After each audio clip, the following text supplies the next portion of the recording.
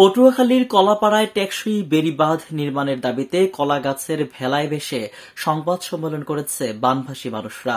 সোমবার বেলা 11টায় উপজেলার ধানখালী ইউনিয়নের পশ্চিম লোন্দা গ্রামের টিয়াখালী নদী তীর এলাকায় এই সংবাদ সম্মেলন অনুষ্ঠিত হয়।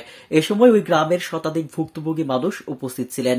সংবাদ সম্মেলনে বানভাসী মানুষের পক্ষে লিখিত বক্তব্য পাঠ করেন ওই এলাকার বাসিন্দা হালিমা আয়েশা।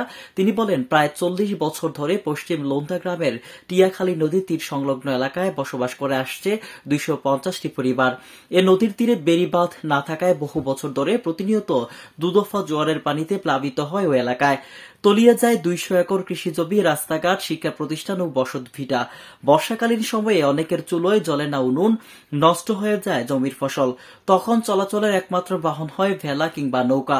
ওই গ্রামের 3 কিলোমিটার এলাকায় টেকসই রিং বেড়িবাঁধ নির্মাণ করলে এই অসহনীয় দুর্ভোগ থেকে রক্ষা পাবে বানভাসী মানুষ। তাই দ্রুত সময়ের মধ্যে বেড়িবাঁধ নির্মাণের দাবি জানান তারা। এলজিইডির কলাপাড়া উপজেলা প্রকৌশলী সাদেকুর রহমান সাদিক বলেন, ভুক্তভোগীরা আবেদন করলে বাঁধ নির্মাণের বিষয়ে ঊর্ধ্বতন কর্তৃপক্ষকে অবহিত করা হবে। প্রচার করায় প্রিয় সাংবাদিক ভাইদের প্রতি কৃতজ্ঞতা জানাই। আমরা আশা করছি ফসলের জমি বিয়ের জরিপের মালিকানা রেকর্ড হয়েছে। এছাড়া কিছু পরিবার খাস জমিতে